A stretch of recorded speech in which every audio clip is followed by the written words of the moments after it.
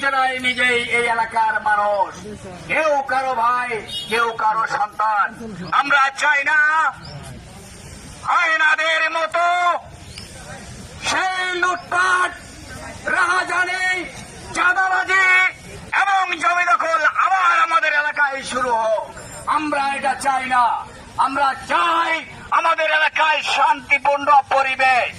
আমি আমাদের বাংলাদেশ জাতীয়তাবাদী দলের ভারপ্রাপ্ত চেয়ারম্যান জনাব ফখরুল আহমেদ সাহেবকে আমরা একে অন্যের সহায়তায় সুন্দর একটি এলাকা, সুন্দর একটি ইউনিয়ন, সুন্দর একটি দেশ উপহার দেব। আমাদের পার্শ্ববর্তী এলাকার মানুষ যেন বলে আমাদের ইউনিয়ন একটি সুন্দর সুজলা সুফলা ইউনিয়ন। এই ইউনিয়ন যেন আমাদের বাংলাদেশের বুকে, আমাদের থানার বুকে গর্বিত ভাবে উত্থাপিত করতে পারে। আমি এই আশায় ব্যক্ত করি। আমি এই সংক্ষিপ্ত মানববন্ধন করতে চাই। আমাদের বিভিন্ন এলাকায়, পার্শ্ববর্তী এলাকায় কিছু অন্যায়মূলক কাজ হয়েছে।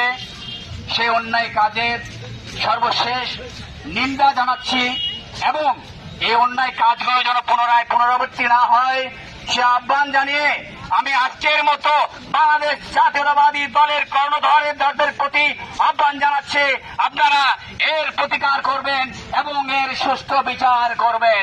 আমি সুষ্ঠু বিচারের দাবি জানাচ্ছি।